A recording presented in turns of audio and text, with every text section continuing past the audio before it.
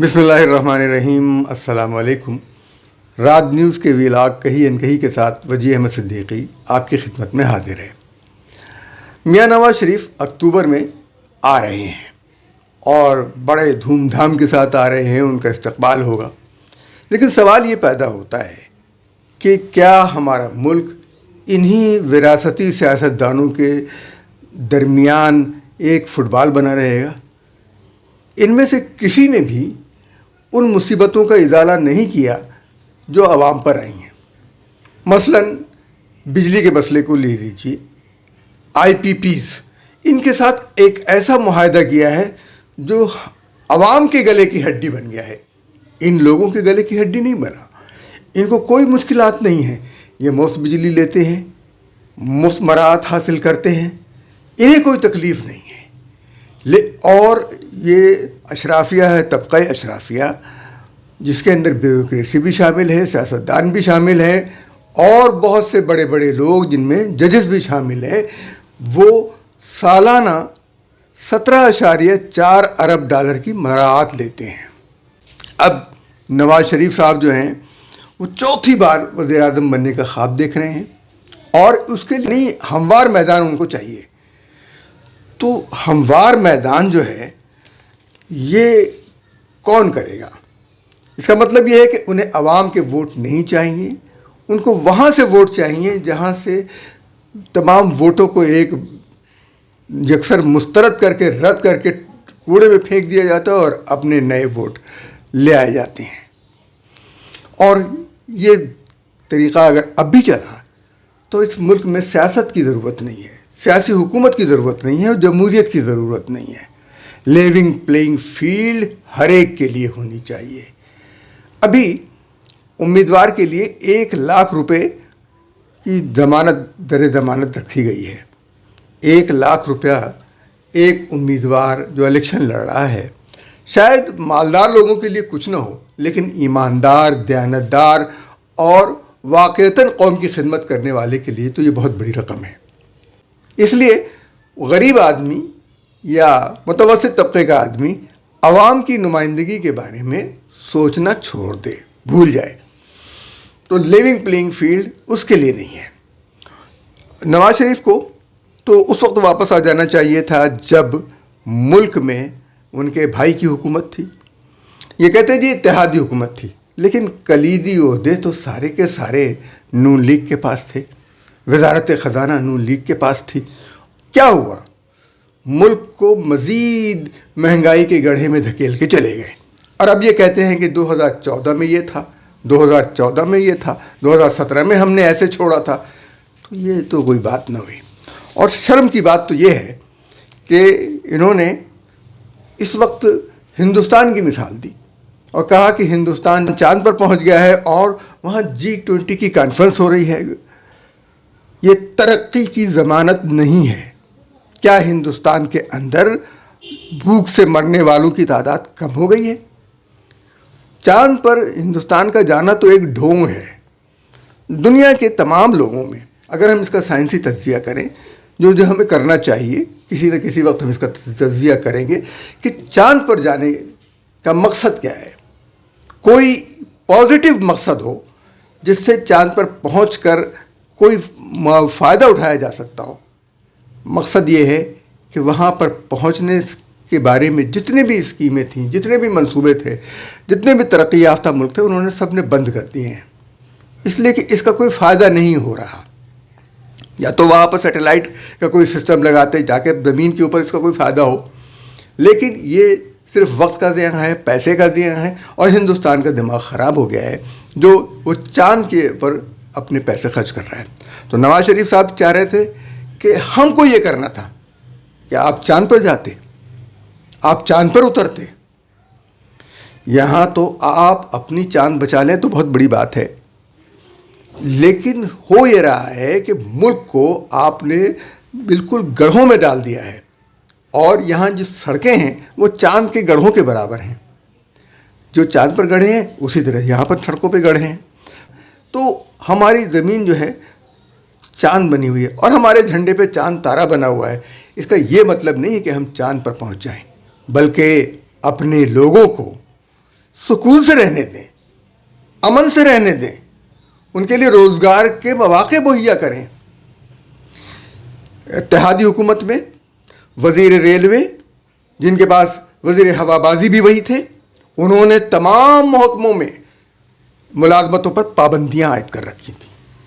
ایسا ظالم وزیر کبھی نہیں دیکھا جو لوگوں کے روزگار کو بند کرتے، ان کا گلا گھونٹتے اور اپنے آپ کو دیانتدار کہے۔ اس طریقے کے یہ لوگ ہیں۔ اب شرم آنی چاہیے کہ اب آپ چوتھی بار آئیں گے، کس لیے آئیں گے؟ آپ ضمانت لے کر آئیں گے؟ یہ شرم کا مقام ہے۔ جن ملکوں میں حقیقی جمہوریت ہے وہاں وزرائے اعظم ریپیٹ نہیں ہوتے، وہاں نظام مستحکم ہے، وزراء آتے جاتے رہتے ہیں۔ ہمارے ہاں بھی یہی ہمیں چاہیے۔ ہمیں کہ کوئی ہمارے مسیحا آئے گا تو ہمارا علاج کرے گا، ہرگز نہیں، ان میں سے کوئی مسیحا نہیں ہے۔ پیغمبر علیہ السلام آخری نبی تھے، وہ انہوں نے ایک پیغام دے دیا، انہوں نے ایک نظام دے دیا، انہوں نے قرآن دے دیا، انہوں نے حدیث دے دی اور کہا کہ یہ نظام ہے، اس کے اوپر عمل کرو۔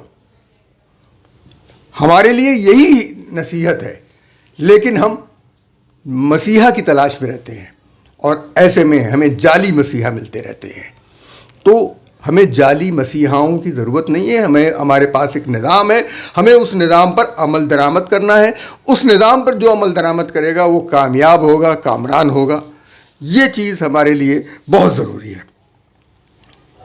اب نواز شریف کے لیے نگراں وزیر اطلاعات، جو کبھی امریکی ریڈیو وائس آف امریکہ کے ملازم تھے، کھلم کھلا نواز شریف کی حمایت کی انہوں نے، جانبداری ہے ان کے بیان میں۔ انہوں نے کہا کہ نواز شریف جو ہیں وہ گئے تھے، سابق ملازم ہیں نا وائس آف امریکہ کے، تو وائس آف نواز شریف بن گئے۔ وہ کہنے لگے کہ وہ تو فرار نہیں ہوئے تھے، عدالت کے حکم سے گئے تھے۔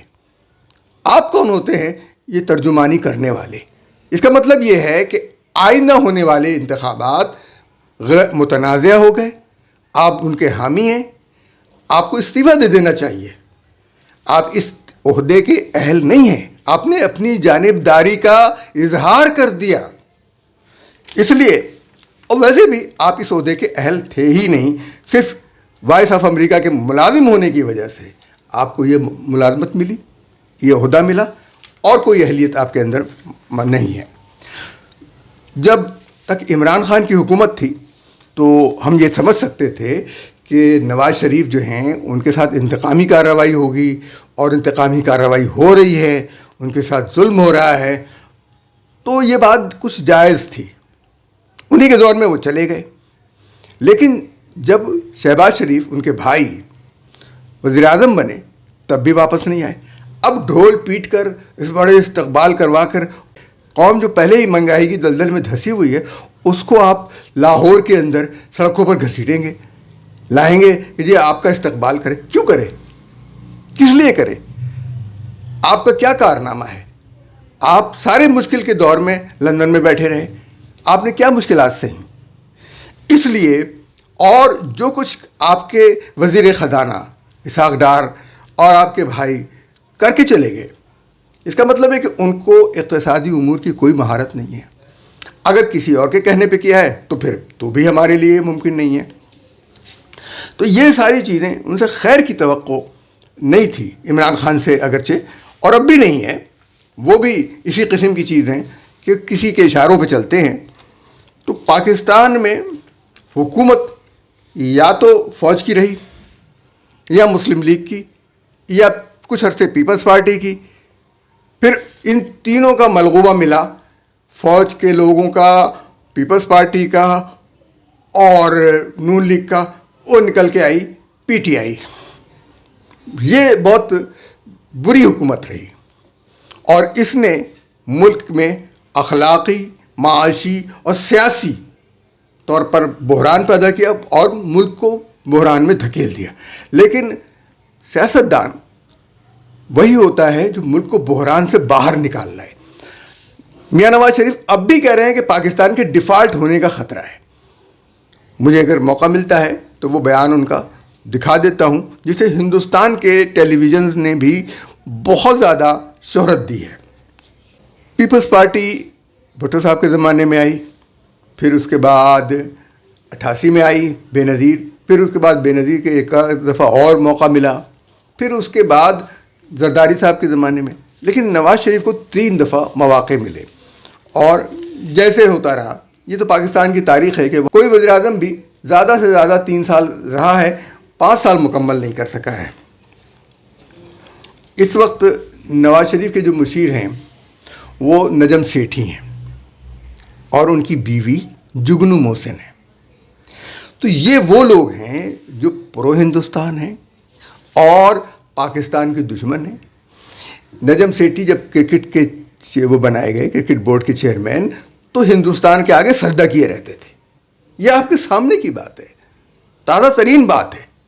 یہ شخص بلوچستان میں علیحدگی پسندی کی تحریک میں پکڑا گیا تھا، اس کو گرفتار کیا گیا تھا، یہ بلوچستان کے علیحدگی پسندوں کی طرف سے لڑ رہا تھا، اور جب اس کو گرفتار کیا گیا تو اس کی حالت پتلی ہو گئی۔ یہ ان کی بہادری کا عالم ہے، لیکن اس کے دل سے ہندوستان کی محبت نہیں گئی ہے، اور وہی محبت یہ نواز شریف کو انجیکٹ کرتا ہے۔ خیر، یہ تو بات سوچنے کی ہے کہ پاکستان کو اقتصادی طور پر برباد کرنے میں یہ تمام فیکٹرز شامل ہیں، فوج کا اور سیاسی جماعتوں کا، یہ سب چیزیں۔ اب یہ کہہ رہے ہیں کہ ہم انتقام لیں گے فلاں فلاں فوجیوں سے اور فلاں فلاں لوگوں سے، جو ہے ان کو سزا ملنی چاہیے اور ججوں کو سزا ملنی چاہیے۔ تو جناب یہ سزا شروع کیجیے ایوب خان کے زمانے سے، اور ایس ایم ظفر موجود ہیں زندہ، ان کو لٹکائیے، اس لیے کہ اگر آپ نے وہاں سے نہیں شروع کیا جو ابتدا تھی تو پھر نہیں ہوگا، پھر کسی اور کے لیے نہیں۔ یا پھر آپ ایک نظام بنائیے کہ پارلیمنٹ کے سامنے ہر چیز آئے گی۔ آئی ایم ایف سے معاہدہ کرتے ہیں، پارلیمنٹ کے سامنے نہیں آتا۔ آئی پی پی سے معاہدہ کرتے ہیں، پارلیمنٹ کے سامنے نہیں آتا۔ 17.4 ارب ڈالر کی مراعات لیتے ہیں طبقہ اشرافیہ کے لوگ، پارلیمنٹ کے سامنے نہیں آتا۔ یہ کیا مذاق ہے؟ پارلیمنٹ کو آپ نے مذاق بنایا ہوا ہے۔ پارلیمنٹ میں آپ آتے ہی نہیں ہیں الیکٹ ہو کر۔ یہ ریکارڈ ہے کہ میاں نواز شریف جب سے وزیر اعظم بنے، ان کی حاضری دیکھ لیجئے پارلیمنٹ میں، بہت کم۔ جبکہ یقین کیجئے کہ ہمیں سلام کرنا ہوتا ہے کہ یوسف رضا گیلانی کی حاضری سب سے زیادہ تھی بطور وزیر اعظم پارلیمنٹ میں۔ عمران خان کی بھی نہیں حاضری تھی اور نواز شریف کی بھی حاضری نہیں تھی، اور شاید شہباز شریف کی بھی اتنی حاضری نہ ہو، لیکن یہ پارلیمنٹ کے ذریعے اقتدار میں آنا تو چاہتے ہیں، لیکن پارلیمنٹ کو کوئی اہمیت نہیں دیتے۔ سوال یہ پیدا ہوتا ہے کہ چوتھی بار کیوں؟ چوتھی بار اور کوئی کیوں نہیں؟ لیونگ پلینگ فیلڈ اگر ہے تو تمام سیاسی جماعتوں کے لیے ہو، یہ صرف ان کے لیے کیوں؟ یہ سوال ان لوگوں سے بھی ہے جو ان کو لیونگ پلینگ فیلڈ دے رہے ہیں۔ تو نجم سیٹھی اور ان کی بیوی جگنو محسن یہ کیا چیز چاہتے ہیں؟ یہ چاہتے کیا ہے اس پاکستان کے ساتھ؟ جگنو محسن کا ریکارڈ ہے، محترمہ بے نظیر بھٹو پاکستان کی وزیر اعظم تھیں، اس عورت نے وہاں ہندوستان جا کر محترمہ بے نظیر بھٹو کی نقل اتاری، ان کا مذاق اڑایا، ان کے مسخرہ پن کیا۔ بعد میں جب وہ شہید ہو گئی تو اور وہ ان کی رتب اللسانی جبکہ زرداری صاحب کی حکومت تھی، تب جو ہے ان کی چمچہ گیری میں آ گئی۔ بے شرم لوگ ہیں یہ۔ اس نے مجھے افسوس کا مقام ہے کہ یہ لوگ، ان کے تعلیق ہیں جن کو سیاست نہیں، جو ملک کے ساتھ وفادار بھی نہیں ہیں، ان کو سیاست کی الف بے تو خیر آتی ہی نہیں ہے، کیونکہ خدمت کا جو جذبہ ہوتا ہے سیاست کے ساتھ وہ نہیں ہے ان کے ہاں۔ آپ چاہتے ہیں، آپ یہ سمجھتے ہیں کہ چاند پر جانا یا G20 کا اجلاس منعقد کر لینا کوئی کامیابی ہے؟ ہرگز نہیں۔ کامیابی اگر ہے تو آپ دیکھ لیجئے کہ لوگوں کی خدمت میں ہے۔ اگر آپ لوگوں کی خدمت کریں گے تو پھر یہ ہندوستان کی کامیابی جو ہے وہ کینیڈا میں قتل کروانے سے تو نہیں ہوئی نا. ہندوستان نے کینیڈا میں سکھوں کا قتل کروایا اور ساری دنیا میں اب اس کے اوپر تھو تھو ہو رہی ہے. G20 کا جو اجلاس تھا وہ تو گیا بھاڑ میں, اور چاند پر جانے والی چیز وہ گئی بھاڑ میں. جس ملک میں انسانی حقوق کی خلاف ورزیاں ہو رہی ہوں, اس ملک چاہے چاند پر جائے یا مریخ پر جائے یا سورج پہ, دنیا کے لیے اس کی کوئی اہمیت نہیں ہے کہ وہ کیا کرتا ہے. اس وقت دنیا کے سامنے نگراں وزیر اعظم انوار الحق کاکڑ نے جو کام کیا ہے اقوام متحدہ میں جا کر, وہ کسی منتخب وزیر اعظم کو بھی کرنا چاہیے تھا. انہوں نے بالکل درست کہا اور بالکل صحیح کہا ہندوستان کے بارے میں, اور اپنے کردار کو انہوں نے واضح کیا کہ ہندوستان مسلسل انسانی حقوق کی خلاف ورزی کرتا چلا آ رہا ہے. کشمیر میں آپ لوگوں کی نظر نہیں پڑتی, لیکن چونکہ اس نے کینیڈا میں اب کیا ہے, تو اب آپ خود سوچ لیے کہ اپنے ملک میں وہ انسانی حقوق کی خلاف ورزیاں کس حد تک کرتا ہوگا. تو جناب میاں نواز شریف صاحب, اگر آپ سے الیکشن نہیں لڑا جاتا تو نہ لڑیں. لوگ جو ہیں مہنگائی سے تنگ ہیں, اور اس مہنگائی کا علاج آپ کے پاس نہیں ہے. اچھا, آپ نے بہت ساری چیزیں, آپ کو جو یہ آپ کے جو مشیران ہیں نا, یہ بڑی غلط سلط آپ کو اطلاع دیتے ہیں. مثلا کہ 1990 میں ہندوستان کے پاس صرف $1 ارب کے وہ ریزرو رہ گئے تھے. بالکل غلط. آپ کو یہی نہیں پتہ. اس وقت بھی وہ ان کی تشویش کی بات یہ تھی, ان کے پاس $8.5 ارب کے ریزرو رہ گئے تھے, تو وہ تشویش میں مبتلا ہوئے تھے. ہندوستان 5 گنا بڑا ملک ہے, اس لیے ان کو یہ تشویش ہوئی تھی. تو یہ اعداد و شمار کے ریکارڈ آپ درست کر لیں. آپ وزیر اعظم ہیں, آپ کے پاس یہ ریکارڈ کس نے دیے؟ اسی نجم سیٹھی نے دیے ہوں گے, اسی جگنو محسن نے دیے ہوں گے. تو یہ ریکارڈ درست نہیں ہے. تو اپنے ریکارڈ درست کر لیں اور لوگوں کی مدد کرنے کی کوشش کریں. جو آپ کے بس کی بات نہیں ہے, جنرل جیلانی سے لے کر آج تک آپ نے صرف اپنے کاروبار کو توجہ دی ہے. ہمیں اجازت دینے سے پہلے ہماری درخواست ہے کہ آپ ہمارے چینل کو سبسکرائب کیجئے, لائک کیجئے, شیئر کیجئے اور اپنا تبصرہ کیجئے, منفی یا مثبت. لیکن ذرا اخلاق کے دائرے میں. میں وہ الفاظ استعمال نہیں کرنا چاہتا جو عمران خان کے کارکنوں کے لیے لوگ استعمال کرتے ہیں, عموماً کیا جاتا ہے, اور یہ خاص کر نون لیگ نے یہ استعمال کرنا شروع کیے ہیں. اور حال ہی میں روہیل اصغر نے کہا کہ میں ایسی گالیاں سناؤں گا کہ ان کو بھی کیا یاد رہیں گی. تو یہ آپ سوچ لیجئے کہ کس سطح پر آپ اتر رہے ہیں اور کہاں اتر رہے ہیں. یعنی آپ اپنے مسائل کو, وسائل کو حل کرنے کے بجائے آپ کو یہ یقین ہو گیا ہے کہ اب آپ کے پیچھے کیونکہ سرپرستی آ گئی ہے, تو آپ جو ہیں وہ اس ملک کے سربراہ بن جائیں گے. یہ بہت دردناک منظر ہوگا اگر اس طرح ہوا. اگر سب کو لیونگ پلینگ فیلڈ نہیں ملی تو ملک کی بقا خطرے میں پڑ جائے گی. ہمیں اجازت دیجیے. اللہ حافظ.